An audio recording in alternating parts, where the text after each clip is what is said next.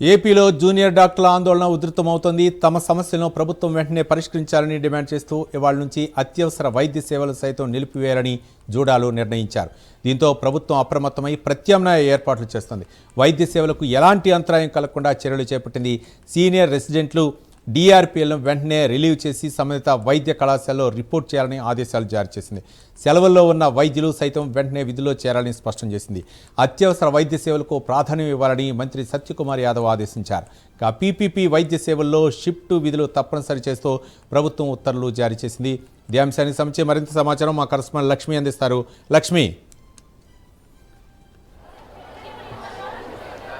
రవి, ప్రస్తుతం మనం విజయవాడ ప్రభుత్వ హాస్పిటల్లో ఉన్నాము. ఇక్కడ మొత్తం వైద్యులంతా జూనియర్ డాక్టర్స్ అంతా కూడా ఈరోజు సమ్మెలో పాల్గొనడం జరిగింది. అత్యవసర సేవలు సైతం వాళ్ళంతా కూడా నిలిపివేశారు. ఈ నెల 10వ తేదీ నుంచి కూడా వీళ్ళంతా రాష్ట్ర వ్యాప్తంగా కూడా జూనియర్ డాక్టర్లందరూ కూడా తమ స్టైఫండ్ను పెంచాలని డిమాండ్ చేస్తూ ధర్నా చేస్తూ నిరసన కార్యక్రమాలు చేస్తూ వస్తూ ఉన్నారు. అయినప్పటికీ కూడా ప్రభుత్వం నుంచి స్పందన రాలేదు. తమ న్యాయమైనటువంటి డిమాండ్ను వాళ్ళు పరిష్కరించలేదు. కాబట్టి ఈ రోజు నుంచి అత్యవసర సేవలు సైతం తాము నిలిపివేస్తున్నామని చెప్పైతే జూనియర్ డాక్టర్స్ అయితే చెప్తూ ఉన్నారు. చూడొచ్చు, ఈ రోజు నుంచి కూడా అత్యవసరమైనటువంటి సేవలు కూడా నిలిపివేసి ఇవాళ నుంచి సమ్మెను మరింత ఉధృతం చేస్తూ ఉన్నారు. అయితే మనతో మాట్లాడేందుకు కొంతమంది ఇక్కడ జూనియర్ డాక్టర్లు కూడా ఉన్నారు. వారితో మాట్లాడదాము. చెప్పండి, ప్రభుత్వం అయితే మీ సమ్మెను విరమించాలని చెప్తూ ఉంది. అయినప్పటికీ కూడా మీరు ఎక్కడా కూడా తగ్గే పరిస్థితి కనిపించట్లేదు. ఏం చెప్తారు? మేమైతే ఈ సమ్మని ఎప్పుడు విరమిద్దాం, ఎప్పుడు మా విధుల్లోకి మేము ఎప్పుడు వెళ్ళాలి, పేషెంట్లకు మేము ఇదివరకే సేవ ఎలా చేసేవాళ్ళం అదే సేవను మేము ఎప్పటి నుంచి స్టార్ట్ చేయాలన్న ధోరణిలోనే మేమైతే ఉన్నామండి. ప్రభుత్వానికి మా డిమాండ్లు ఏవైతే ఉన్నాయో అవన్నీ కూడా మేము క్లియర్గా చెప్పడం జరిగింది. వారి నుంచి సరైన రెస్పాన్స్ వచ్చిన సమక్షంలో మేము వెంటనే తక్షణమే సమ్మెను విరమించడానికి మాకైతే ఎటువంటి అభ్యంతరాలు లేవు. కానీ ప్రభుత్వం తరపు నుంచి అయితే ఆ వాదన ఇంకా అలానే ఉంది. 3%, 5%, 7% ఆ వాదన దగ్గరే ఉన్నారు. మేము ఏదైతే మినిమల్ 15% స్టైఫండ్ హైక్ అనేది ఏదైతే రాష్ట్ర ఆర్థిక పరిస్థితిని మేము దృష్టిలో పెట్టుకుని అడుగుతున్నామో అది ఇచ్చేస్తే మాకు తక్షణమే సమ్మెను విరమించడానికి మాకు ఎటువంటి అభ్యంతరం లేదు. చెప్పండి, ఏం చెప్తారు? ప్రభుత్వం అయితే మీ సమ్మెను విరమించండి అని చెప్పి కోరుతూ ఉన్నారు. ప్రభుత్వంతో చర్చలు కూడా జరుగుతూ ఉన్నాయి. ఏం చెప్తారు? మేము చెప్పదలుచుకున్నది ఒకటే. ఈరోజు మేము అడుగుతున్నది ఏంటి అంటే అది ఈరోజు నిన్న మొన్న మేము మొదటిసారి అడుగుతుంది కాదు. 2008, 2009లో వచ్చిన జియోలకు అనుగుణంగా ఏదైతే జియో నెంబర్ 287, జియో నెంబర్ 65 ఉన్నాయో వాటి అనుగుణంగా మేము అడుగుతున్నదే. అప్పట్లో గవర్నమెంటే రాతపూర్వకంగా ఇచ్చిన భరోసా ఏంటి? ప్రతి 2 సంవత్సరాలు 15% పెంచుతామని గవర్నమెంట్ ఇచ్చిన జీవో. వాళ్ళు చెప్పిందే మేము చేయమని అడుగుతున్నాం తప్పితే వేరే కొత్తగా అడగడం లేదు. అయితే దీని పరంగా గవర్నమెంట్ చర్చల పరంగా ఏంటంటే రాష్ట్రంలో ఉన్న పరిస్థితులు నెలకొన్న వాటిని బట్టి వాళ్ళు ఏంటంటే వేరేగా వాళ్ళు చెప్పిన కొన్ని పర్సంటేజ్లు అవన్నీ రకరకాల మాట్లాడుతున్నారు. కానీ మేము అడుగుతున్నది న్యాయబద్ధంగా గవర్నమెంట్ మాకు ఇచ్చిన హక్కు ఏదైతే ఉన్నదో 15% పెంచాలని అదే మాకు వీలైన తొందరగా ఇవ్వాలని కోరుతున్నాం. అయితే ఈరోజు ఎమర్జెన్సీ సాపడం అనేది మేము చాలా బాధతో తీసుకున్న నిర్ణయం. ఎందుకంటే ఒక డాక్టర్లుగా మేమందరం ఏంటంటే ప్రతిరోజు పేషెంట్లు చూసేది మేమే. ఎందుకంటే ఉదయం 9 గంటల నుంచి వచ్చి నెక్స్ట్ డే సాయంత్రం 4, 8, 5 దాకా నైట్ డ్యూటీల్లో రెస్ట్ లేకుండా చేస్తున్నాం. మా డ్యూటీలకు ఎప్పుడు కూడా ఒక పరిణితి, ఒక హద్దు అనేది ఉండదు. ప్రతిదీ మేమే ప్రతిసారి ఇన్వాల్వ్ అయ్యి చేస్తూ ఉంటాం. మేము అడుగుతున్న ఇది ఏంటి అంటే మేము చేస్తున్న శ్రమకి ఒక గుర్తింపు, ఒక గౌరవం కింద మేము అడుగుతున్నాం. అది మా గవర్నమెంట్ చట్టబద్ధంగా జీవో ప్రకారం కల్పించిన సదుపాయమే. మేము కొత్తగా అడుగుతున్నది ఏది కాదు.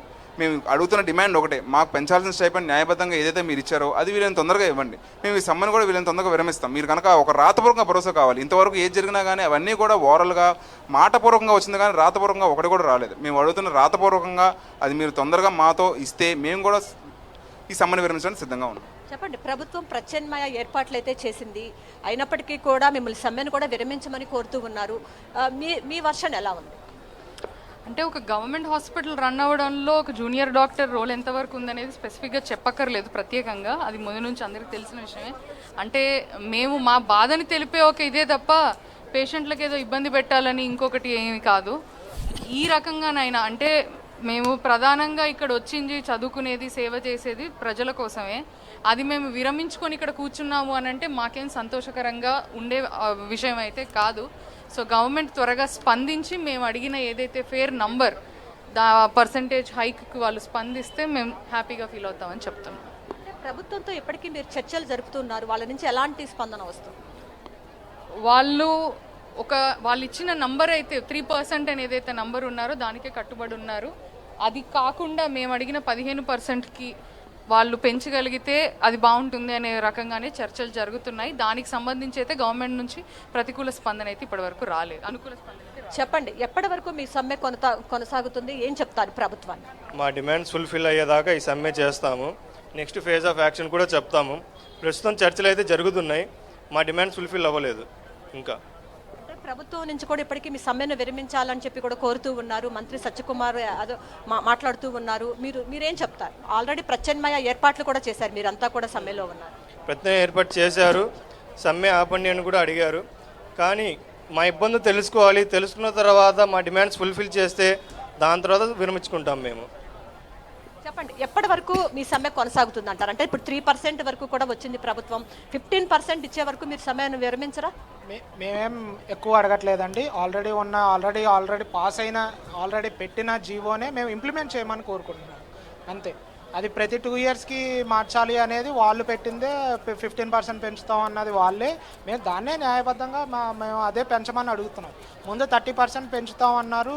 దానికి మన స్టేట్ లో బడ్జెట్ అది ఇది అని చెప్పి ఈ డెఫిసిట్ అని చెప్పి హెల్త్ మినిస్టర్ గారు చెప్పడంతో మేము కొద్దిగా తగ్గి కనీసం 15% అందులో హాఫ్ పెంచితే బాగుండిద్ది. ఆల్రెడీ ఉన్నదాన్ని ఇంప్లిమెంట్ చేయడం బాగుంటుందని మేము కోరుకుంటున్నాం. అది జరిగేంత వరకు, లిఖితపూర్వకంగా వచ్చేంత వరకు ఈ స్ట్రైక్ అనేది కొనసాగుతుంది. అలా జరగకూడదని అందరం కోరుకుంటున్నాం అంతే. అది అంత తొందరగా జరిగితే అందరికీ అంత మంచిది. ప్రభుత్వంతో కూడా చర్చలు జరుపుతూ ఉన్నారు, ఎక్కడ దాకా వచ్చాయా?